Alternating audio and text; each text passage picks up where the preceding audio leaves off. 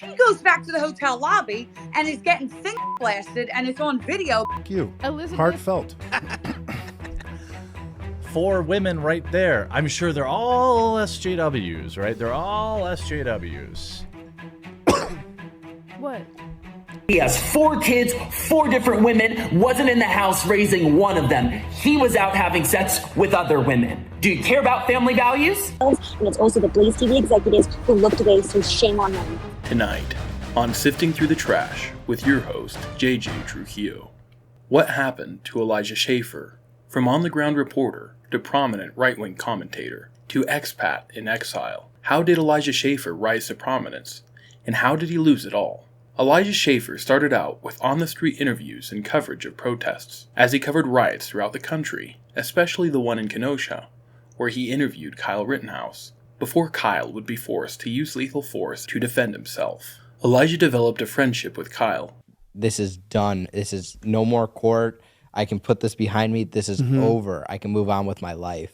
And I can see Elijah because, like, you know. Well, wait, because I know he winks at me, but it's true. The bromance is bubbling up. We're gonna drink a lot of Coca-Cola. See that? That's the heart. And also young conservative pundits, especially John Doyle, who became a co-host on his show Slightly Offensive, and he geared his content for a younger demographic. Elijah also associated with more controversial figures like Nick Fuentes. Here we see Elijah recording Nick Fuentes as he confronts Ben Shapiro. And we are running into Ben Shapiro, apparently. Are you going to walk across and greet him? Yeah, well, I don't know. I don't know if he'll greet me. Are we going to go over? Let's go over. All right. Ben, it's great to see you. Why did you give a 45-minute speech about me at Stanford, and you won't even look at my Hey, he's with his kids. This is the only time we can get him is when he's crossing the street and he uses, I guess he's just like the Palestinians using human shields, right? Elijah also moderated a debate between Nick Fuentes and Eric July about whether or not libertarianism is viable. Elijah went headfirst into protests and was also associated with outcasts and untouchables like Nick. Perhaps this is why his show is called Slightly Offensive. He does cut against the grain, but isn't too off the wall for a wide audience. As Elijah's prominence grew, he shifted from street coverage to commentating. Because of his rising success, he was given a second show on The Blaze, with Australian commentator Sydney Watson. He would later produce a sequel to Larry Elder's hit film Uncle Tom. As Elijah was known for being a little edgy, his fans would send shocking super chats that would fly over the head of his co-host. She would read the super chats not knowing what they meant. And it became sort of a game where people were trying to see how dark and shocking they could get. At the time, Sydney seemed to be enjoying it, but after bringing on Jack Murphy, who was covered in a previous video, things spiraled out of control. I'll play that infamous clip here. Mr. Dickenbowles says, "Hey, Jack." See, that's what she does. She does this. Like, she reads it like that's normal. Like, it's not even, she's not even saying, I'm not going to skip the name. She just goes, Mr. Dickenball said. Could you please clear up the cuck article you wrote? I am not going to talk about this. Okay. And basically, you know what? Fuck you for bringing this up right here and right now. Why are you doing this to me? I didn't know that. I didn't know what it was. Well, just use a little bit of fucking common sense. Sorry, apologies. Yeah.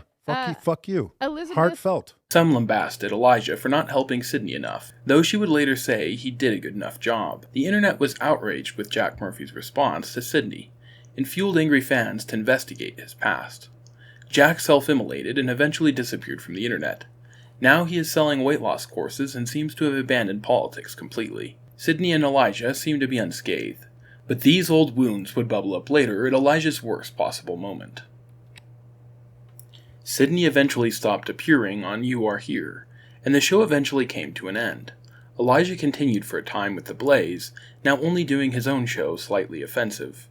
In late August, it looked like Elijah could have a great month, as Larry Elder's film Uncle Tom 2 was about to launch, and he would attend the premiere with fellow Blaze employee Sarah Gonzalez. However, several weeks later, Elijah was fired from The Blaze. Elijah said it had been a long time coming, and many speculated as to what could have caused this. In early October, the Daily Beast dropped a bombshell piece, using an unidentified source.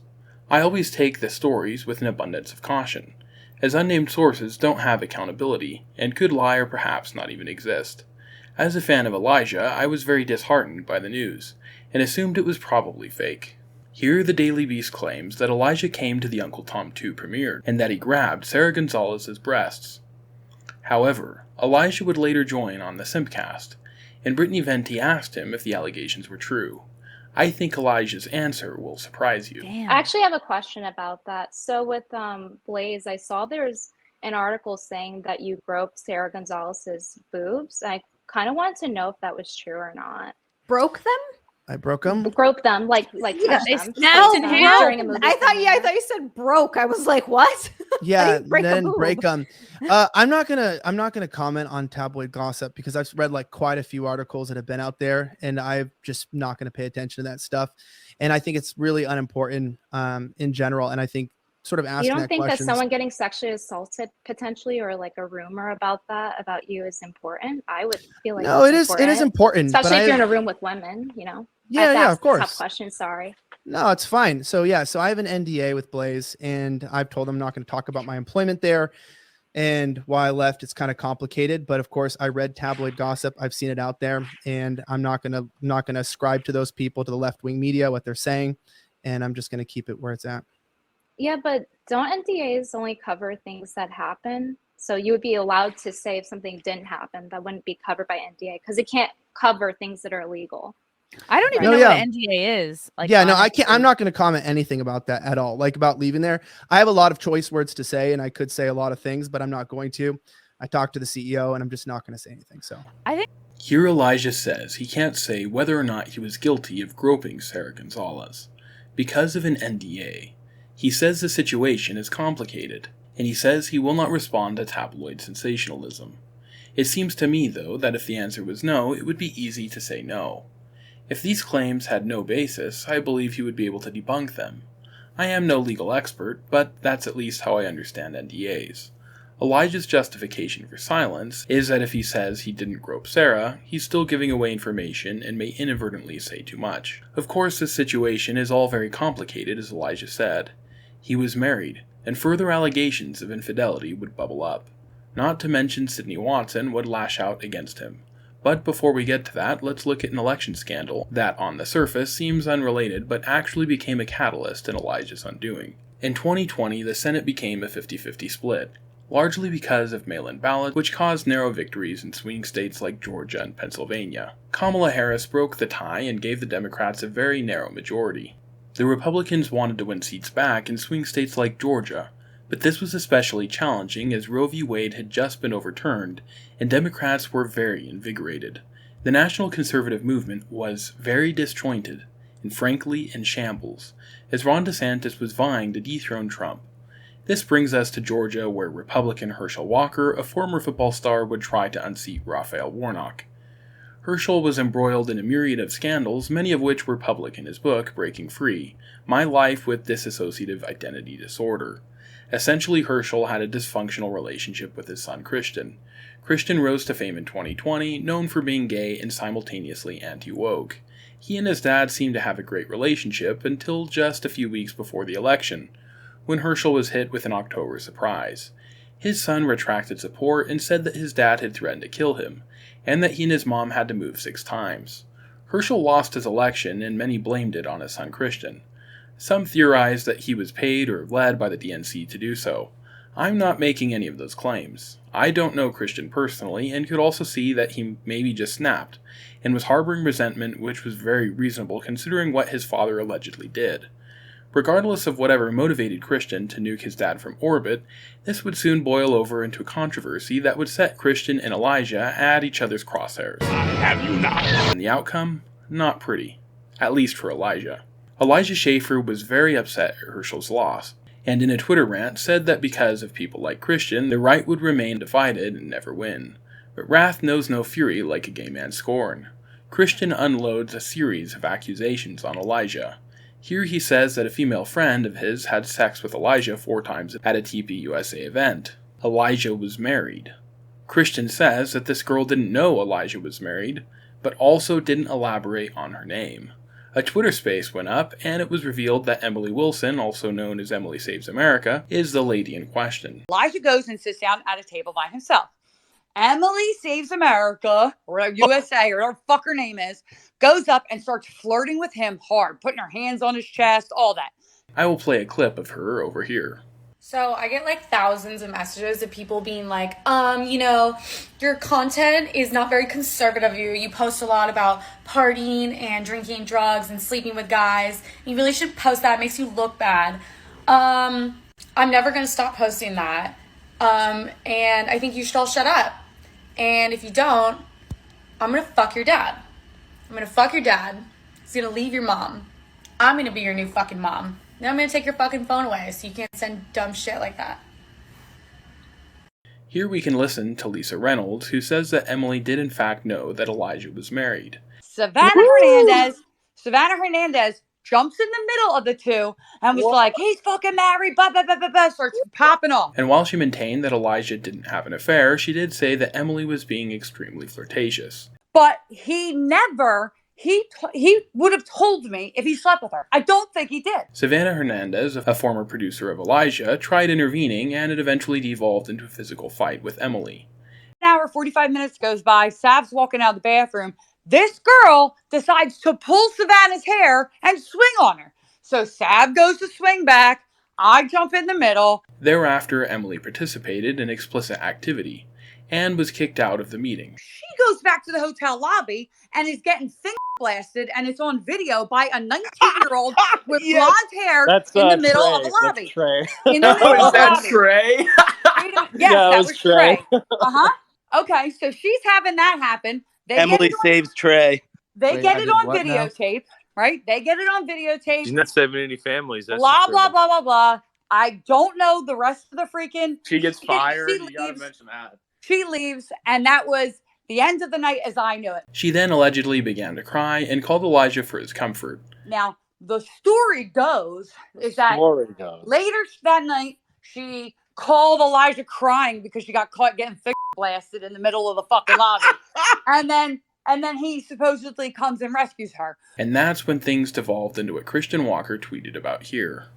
Sarah Gonzalez addresses the claims made by Current Revolt and Daily Beast and says that she had been assaulted by Elijah. I've been saying the F word because I was sexually assaulted. And Lisa Reynolds says that she was also groped in a similar way, though she didn't view it as a sexual assault. Was this consensual?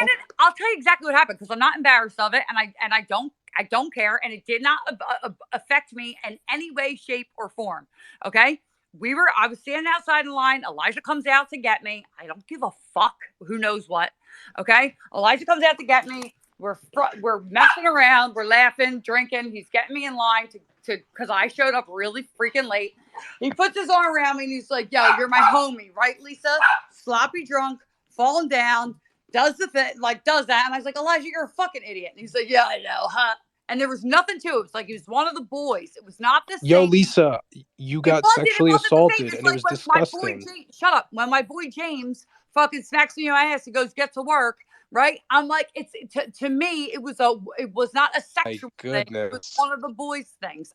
Sarah Gonzalez says that it wasn't just her and Lisa, but about 3 or 4 more people. I would say, I think it was like 3 or 4 people who talked to me. But, regardless, it's like, even if it's one person, it's just very frustrating when this type of thing is happening and other women have had it happen to them from the same person, and nobody wants to be the one to come forward and say, this guy did this and it's a problem. And then all of a sudden, it happens to more people. Savannah Hernandez says that she tried warning people and that nobody cared, and that Elijah had sexually harassed multiple women. I did try to come forward and tell the Blaze executives what was going on. And to be quite honest with you guys, I think that a lot of the blame has to lie with the Blaze executives. I went to the executive producer that was working over Elijah's show and I told her what was going on. I went to the CEO and I also went to President of Blaze TV. Nobody cared. Nobody wanted to do anything about it. They knew the entire time that Elijah Schaefer was sexually harassing women. And you know what? Good for you, Christian, for saying what we were all afraid to say. Working for Elijah Schaefer was the worst 2 years of my life, to be quite honest. And I did try to go to the executives because Elijah grabbed a former friend of mine's ass. And I asked her, hey, do you want me to take these to the executives? And she said no. And I said, okay, not my business, then I'm not going to talk about it. You know what happened after that? She went to another friend who went into with Elijah that I was trying to lead to Elijah and ruin his career. Elijah has bold-faced lied about me multiple times. Friends, Sydney and I had a riff in our relationship for a long time because of Elijah's lies. She and I are doing so great now because she finally found out the truth. But he has bold-faced lied about so many people. He's tried to destroy my career. I stayed silent about it because I tried to do what I could. And it was the women who were involved with this, the same women who were in his room alone at Amfest after everybody left. And no, I'm not talking about Christian's friend. This is another woman completely different. But anyways, if somebody's trying to talk over me, I apologize. But this is a long-winded thing. I'm just have a bit of a delay here. And that's the truth. So some of us did try to come forward, but it's also the women in this entire situation who tried to keep it covered up because they wanted to make something of themselves. And it's also the Blaze TV executives who looked away. So shame on them. Sav says that Elijah would try and ruin her career, a claim the Daily Beast would echo about Sydney Watson months later. Elijah was hit with even more controversy when Sydney Watson announced a lawsuit against him and the Blaze a few months later. She stated that by allowing Nick Fuentes and Jack Murphy to appear on the show, he was creating a hostile work environment because of what she labeled their misogynistic views. Many conservatives felt this was a very feminist and liberal thing of her to do. This was the opinion of Legal Mindset. So let's get into the evidence for Sydney Watson. Let's talk feminist Aussies, feminist Aussie women. All right, so listen, and I've been going hard in the paint on Sid because, well, I think that when you're continuing to represent yourself as a conservative voice, when you're continuing to represent yourself as a non-feminist, when you're continuing to go out there and grift and keep up the grift, as this based creator, you're trying to put that out there. And you've put out this complaint, which is your voice, which is your message, which is your words, saying that you are a victim and that people should look to your victimhood and not just feel bad, but give you over $1 million. Yeah, I'm going to hold you to task on that. The Quartering, however, believes that the lawsuit had more to do with these past examples of abuse, and Sydney Watson's warnings being turned down. I understand people feeling the way that they do about women in particular suing their employers for a toxic work environment. But, you know, as somebody who, you know, knows everybody involved here, the people who are publicly involved and people who are not publicly involved, it's tough. It's so much more than just, hey, this one employee was a little crass. So that's what everyone's basically saying, but that's clearly not it.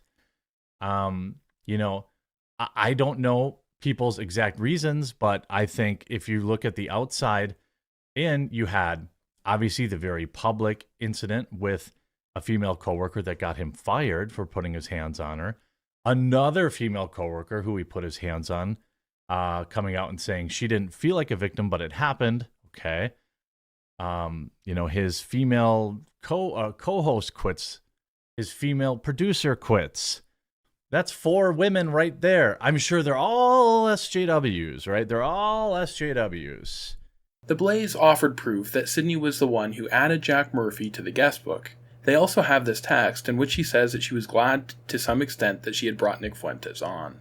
Additionally, Sydney alleges that she wanted to leave the show because of sexual harassment. However, the Blaze said that she only wanted to step away from Elijah and she still liked the company and the other people she worked with. This implies she didn't have an issue with the Blaze management or how they handled the situation with Elijah. Some people speculate Sydney was just being spiteful and was wanting money. Others, though, like the Quartering, maintain that she is in the right and that the workplace had become dangerous and full of sexual harassment. Savannah Hernandez, who also worked closely with Jeremy from the Quartering, seems to believe that too. Thank you for taking the time to watch this video. It means a ton to me. If you enjoyed it, make sure to leave a like. And if you'd like to see more short informational videos and mini documentaries on political figures and political topics, consider giving me a subscribe. What do you think about Elijah Schaefer and Sydney Watson? Leave your comments below.